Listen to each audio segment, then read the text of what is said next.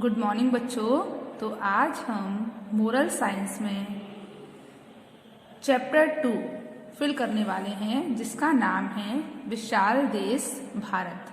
तो बच्चों, आप जानते हैं कि जो हमारी मोरल साइंस की बुक है उसमें पीछे कुछ जनरल नॉलेज के चैप्टर दिए हुए हैं। तो उनमें आज हम जनरल नॉलेज का जो चैप्टर है, चैप्टर 2 विशाल देश, उसको फिल करने वाले हैं। चलिए तो देखते हैं। तो यहाँ पर जो एक्सरसाइज है वो क्या है, नीचे दिए गए संकेत बॉक्स में से छांटकर रिक्त स्थान की पूर्ति कीजिए। नीचे दिए गए जो संकेत बॉक्स है, आपको यहाँ पर जो संकेत बॉक्स दिया गया है, इसमें से आपको छांटकर यहाँ जो रिक्त स्थान दिए हैं उनको पूरा करना है। ओके, तो चलिए स्टार्ट करते हैं। पहला क्या है, हमारा राष्ट्रगान जन गण मन ब्लैंक को स्वीकृत किया गया था। मतलब हमारा राष्ट्रगान जन गण मन जो है वो कौन सी डेट को स्वीकृत किया गया था।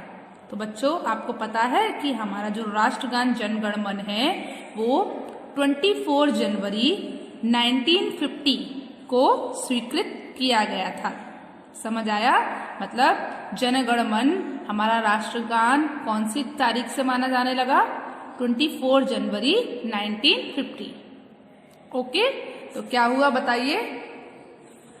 हमारा राष्ट्रगान जन गण मन 24 जनवरी 1950 को स्वीकृत किया गया था। अगला देखते हैं। तो जो हमारी सेकंड नंबर पर जो ब्लैंक है वो क्या है? फिल इन द ब्लैंक है, राष्ट्रीय प्रतीक चिन्ह में ब्लैंक दिखाई देते हैं, चौथा दिखाई नहीं देता है।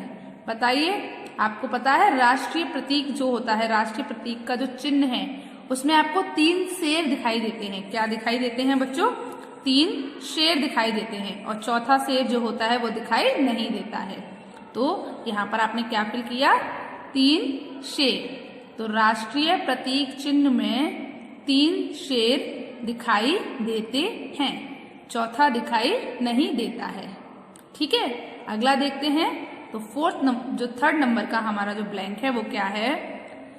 राष्ट्र ध्वज का अधिग्रहण, राष्ट्र ध्वज का अधिग्रहण हमारी संविधान सभा द्वारा को ब्लैंक को हुआ था। मतलब राष्ट्र ध्वज का अधिग्रहण हमारी संविधान की सभा द्वारा कब हुआ था? तो पता है आप लोगों को बच्चों? 22 जुलाई 1950, मतलब 22 जुलाई 1950 को हुआ था। कब हुआ था हमारे संविधान में राष्ट्रीय ध्वज का अधिग्रहण?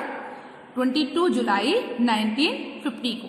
तो पढ़ते हैं, राष्ट्रीय ध्वज का अधिग्रहण हमारी संविधान सभा द्वारा 22 जुलाई 1950 को हुआ था। कब हुआ था? 1950 को हुआ था। ठीक है, अगला देखते हैं। अगला है, साक्षरता दर में ब्लैंक सभी राज्यों से आगे है। साक्षरता दर मतलब पढ़े लिखे, मतलब जो जहां पर सबसे ज्यादा लोग पढ़े लिखे हैं, साक्षर हैं। तो ऐसे कौन सा देश, ऐसा कौन सा राज्य है जिसकी परसेंटेज पढ़े लिखे लोगों की ज्यादा है, सबसे आगे है वो राज्य? तो वो है केरल। केरल में साक्षरता दर सबसे ज्यादा है, इसीलिए साक्षरता दर में केरल सभी राज्यों से आगे है। वहां सबसे ज्यादा पढ़े लिखे लोग होते हैं, एजुकेटेड लोग होते हैं, तो इसीलिए सभी राज्यों में केरल सबसे आगे है। ठीक है, तो साक्षरता दर में केरल सभी राज्यों से आगे है। ओके, अगला देखिए। 5 नंबर का जो है वो क्या है बच्चों? देखिए, ब्लैंक सबसे विरल जनसंख्या वाला राज्य है। ऐसा कौन सा राज्य है जो सबसे विरल जनसंख्या वाला है? तो बताइए कौन सा है? अरुणाचल प्रदेश। कौन सा राज्य है बच्चों? अरुणाचल प्रदेश सबसे विरल जनसंख्या वाला राज्य है। कौन सा राज्य है? अरुणाचल प्रदेश सबसे विरल जनसंख्या वाला राज्य है। अगला देखते हैं। तो ब्लैंक सबसे अधिक जनसंख्या वाला राज्य है यहाँ की जनसंख्या 19.9 करोड़ है। मतलब ऐसा कौन सा राज्य है कि जहाँ सबसे अधिक जनसंख्या है और जहाँ की जनसंख्या कितनी है 19.9 करोड़। ठीक है, तो ऐसा कौन सा राज्य है बताइए बच्चों? उत्तर प्रदेश। तो उत्तर प्रदेश सबसे अधिक जनसंख्या वाला राज्य है। उत्तर प्रदेश सबसे कैसा राज्य है बताइए बच्चों, कैसा राज्य है? उत्तर प्रदेश सबसे अधिक जनसंख्या वाला राज्य है। यहाँ पर सबसे अधिक जनसंख्या है। ठीक है, कितनी है?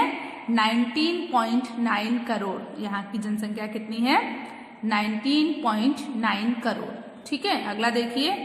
अगला है, क्या है अगला? देखिए बच्चों, 7 नंबर का है ब्लैंक केंद्र शासित प्रदेश है जिसमें अनेक द्वीप हैं।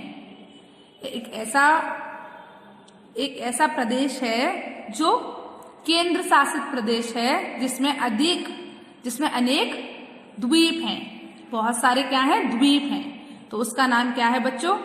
अंडमान एवं निकोबार द्वीप समूह। इसमें आ नहीं पाता था तो मैंने ADN लिख दिया है, पर है क्या बच्चों? ये अंडमान।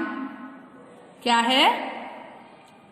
अंडमान एवं निकोबार द्वीप समूह। क्या है बच्चों? यहाँ पर आपको क्या फिल करना है? अंडमान एवं निकोबार द्वीप समूह। ठीक है, केंद्र शासित प्रदेश है जिसमें अनेक द्वीप हैं। यहाँ पर आपको ये लिखना है, अंडमान एवं निकोबार द्वीप समूह केंद्र शासित प्रदेश है जिसमें अनेक द्वीप हैं। अगला देखिए, अगला 8 नंबर का जो है वो क्या है? वास्तव में हमारे संविधान द्वारा ब्लैंक भाषाओं को विनिर्दिष्ट किया गया है। वास्तव में हमारे जो संविधान है उसमें कितनी भाषाओं को माना गया है? 22। कितनी भाषाओं को विनिर्दिष्ट किया गया है? 22। तो हमारे संविधान में कितनी भाषाएं मानी जाती हैं बच्चों? 22। ठीक है, कितनी? 22। तो 8 नंबर वाले में आपने क्या फिल किया है? 22। चलिए अगला देखिए, 9 नंबर का क्या है? भारतीय संघ में ब्लैंक राज्य तथा ब्लैंक केंद्र शासित प्रदेश हैं। मतलब भारतीय संघ में कितने राज्य हैं और कितने केंद्र शासित प्रदेश हैं। तो बच्चों, भारतीय संघ में 29 राज्य तथा 7 केंद्र शासित प्रदेश हैं। भारतीय संघ में 29 राज्य तथा 7 केंद्र शासित प्रदेश हैं। तो बच्चों, आपको मोरल साइंस का चैप्टर 2 समझ आया। चलिए तो अब हम चैप्टर 3 देखते हैं। तो बच्चों, आपको मोरल साइंस का जो जनरल नॉलेज वाला चैप्टर 2 है वो आपको समझ आ गया है।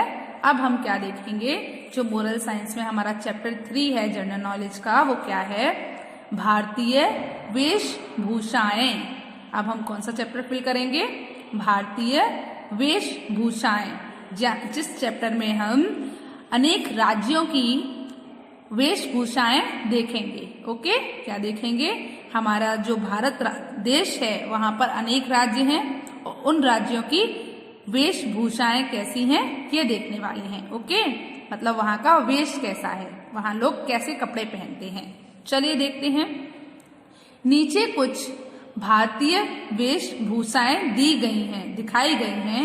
इन्हें पहचान कर संकेत बॉक्स में से छांटकर इनके नाम लिखिए। इसमें भी आपको नीचे एक हेल्प बॉक्स मतलब संकेत बॉक्स दिया है जिसमें से आपको इन राज्यों की जो ये ड्रेसेस दी हैं इन राज्यों को पहचान कर नाम लिखना है। तो देखिए, पहली जो वेशभूषा है वो क्या है बच्चों? देखिए, एक आदमी है और एक औरत है।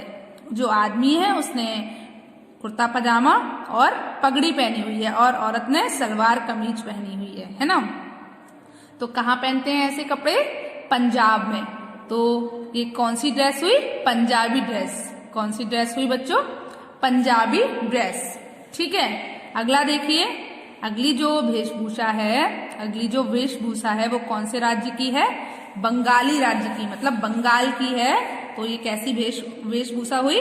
बंगाली वेशभूषा हुई। ठीक है, अगला देखिए, जो थर्ड पिक्चर है उसमें जो ये लोग आदमी और औरत कपड़े पहने हैं वो कहाँ की वेशभूषा है बच्चों? गुजरात की। तो ये कैसी वेशभूषा हुई? गुजराती। ठीक है, तो ये पंजाब की वेशभूषा है तो ये पंजाबी हुई, ये बंगाल की वेशभूषा है तो ये बंगाली हुई, और ये गुजरात की वेशभूषा है तो ये कैसी हुई बच्चों? गुजराती, है ना। चलिए अब हम अपनी अगली जो पिक्चर है उसको देखते हैं। तो 4th नंबर पर जो पिक्चर दी है उसमें आप देख रहे हो, आदमी कुर्ता पजामा पहना है और पगड़ी पहनी है, और जो महिला है वो ब्लाउज और दुपट्टा डाली हुई है और नीचे लहंगा। तो ये कैसी है वेशभूषा बताइए आप लोग? ये हरियाणा की वेशभूषा है। तो हरियाणा के लोग क्या पहनते हैं, क्या कहलाते हैं? हरियाणवी। क्या कहलाते हैं? हरियाणवी। ठीक है, तो यहाँ ये कहाँ की वेशभूषा है? हरियाणा की है, तो ये क्या हो गई? हरियाणवी। क्या हो गई बच्चों? हरियाणवी। अगली वेशभूषा देखिए, अगले में एक लेडी और एक मैन है, जेंटलमैन है। लेडी जो है वो क्या पहनी है? साड़ी और ब्लाउज पहनी है, और जो आदमी है वो कुर्ता पजामा और पगड़ी पहना हुआ है। ये कहाँ की वेशभूषा है? ये उत्तर प्रदेश की वेशभूषा है। कहाँ की है बच्चों? ये उत्तर प्रदेश की वेशभूषा है। ठीक है, अगला देखते हैं। अगली पिक्चर में एक लेडी है जिसने साड़ी ब्लाउज पहना है, और जो आदमी है उसने एक ऊपर से गमछा टाइप, मतलब चादर टाइप ओढ़ रखा है। ठीक है, तो ये कहाँ की वेशभूषा है? दक्षिण भारत की। कहाँ की है बच्चों? दक्षिण भारत की। अगला देखते हैं, इसमें जो आपकी 7th नंबर की पिक्चर है उसमें एक आदमी है जिसने कुर्ता पजामा पहना है और एक कैप लगाई है, और एक औरत है जिसने बुर्खा पहना हुआ है। ठीक है, तो ये कहाँ की वेशभूषा है? मुस्लिम की। कहाँ की है बच्चों? ये किसकी वेशभूषा है? ये मुस्लिम की वेशभूषा है। अगला देखिए, अगला यहाँ पे जो औरत है वो फिरन और सलवार पहनी है, और यहाँ पर जो आदमी है वो कुर्ता पजामा और एक टोपी पहना है। और ये कहाँ की वेशभूषा है?